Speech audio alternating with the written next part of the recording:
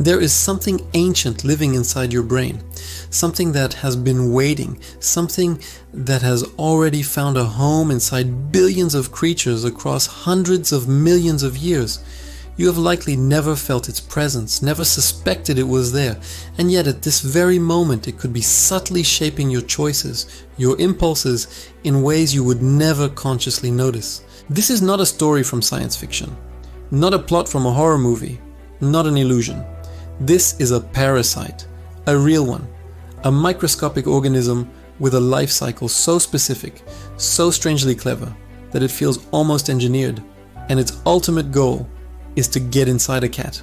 To understand how something so tiny could possibly influence something as complex as your mind, we need to journey inside your own body, past your skin, beyond your blood, all the way into the bustling universe that you carry within you.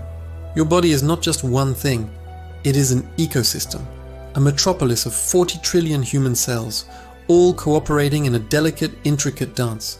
But you are also a habitat for trillions of other residents, bacteria, fungi, viruses, and archaea. An entire galaxy of microscopic life thriving on your skin, in your gut, and deep within your tissues. Most of these microorganisms are helpful. Some are protective. Many are simply passengers, coexisting with you, as indifferent to you as you are to them. But a few, a very small, specialized few, have their own agendas. One of them is called Toxoplasma gondii, a single-celled parasite with a survival strategy so bizarre that for years, scientists struggled to piece its full story together. It can infect nearly any warm-blooded animal on the planet: birds, rodents, livestock, and yes, humans. But it faces a strange limitation, a biological rule it cannot break. It can only complete its life cycle, only reproduce sexually, inside the intestines of a cat.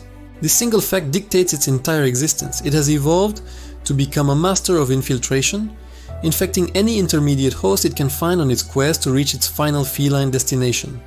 Rodents, birds, sheep, and people are all just stepping stones. So how does it get inside you? The journey often begins in the soil or in contaminated water. It can hide in undercooked meat from an infected animal, or it can be shed in the feces of an infected cat, ending up in a litter box or a garden. Once it enters your body, it doesn't just stay in one place, it begins to spread, traveling through your tissues. It has evolved sophisticated ways to evade your immune system, like a spy slipping past border guards. Its goal is to find a safe place to hide. It forms microscopic cysts, tiny dormant capsules, typically lodging in muscle tissue, the eyes, and most critically, the brain. Inside your brain, these cysts can lie dormant for years, even decades. Once they are there, your body usually cannot eliminate them. They become a permanent, silent part of your internal landscape. For most infected humans, this is where the story seems to end. The parasite is present but unnoticed, a quiet resident in the background of your biology. But in other animals, these cysts are far from silent. Consider a mouse. Normally, the scent of a cat triggers an immediate, hardwired fear response. The mouse will freeze, hide, or flee. Its survival depends on it. But when a mouse is infected with Toxoplasma, something astonishing happens. The parasite gets into its brain and begins to make changes. The cysts, strategically located in regions like the amygdala, interfere with the neural circuits that process fear. The mouse's innate terror of cats begins to fade. Some studies even suggest that the scent of a predator can become strangely appealing, drawing the mouse out into the open. The parasite is not a puppeteer, pulling strings. It is a saboteur, rewiring the control panel. It subtly nudges the mouse's behavior, making it less cautious, more reckless, an easy target. When a cat eats the infected mouse, the parasite has finally succeeded.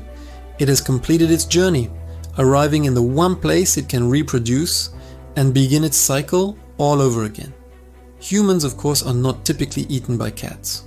We are an accidental host, a dead end in the parasite's life cycle. But the parasite doesn't know that. It follows the same ancient script.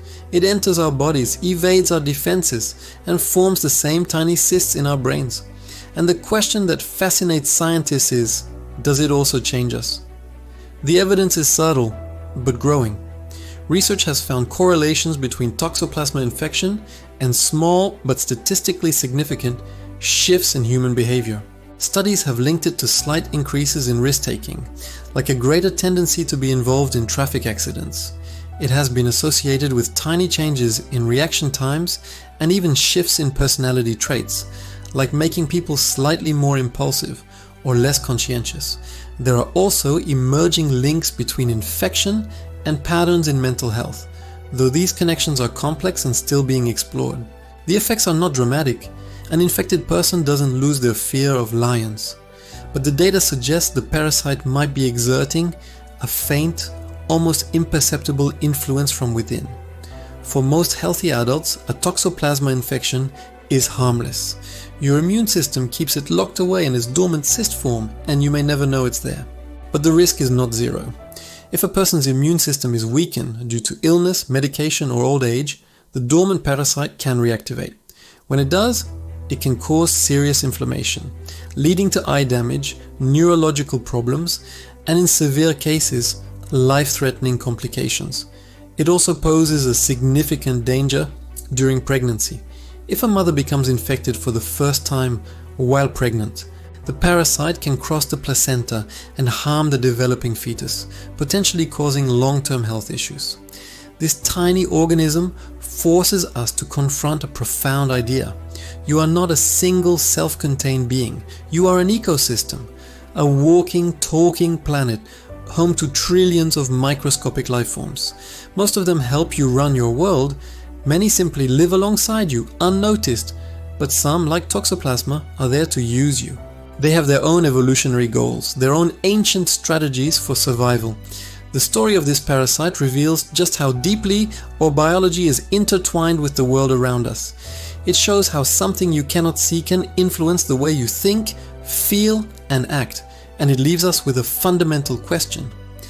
In the complex collaboration of cells and microbes that makes you who you are, how much of you is actually you?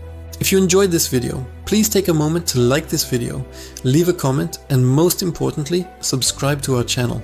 Thank you for watching.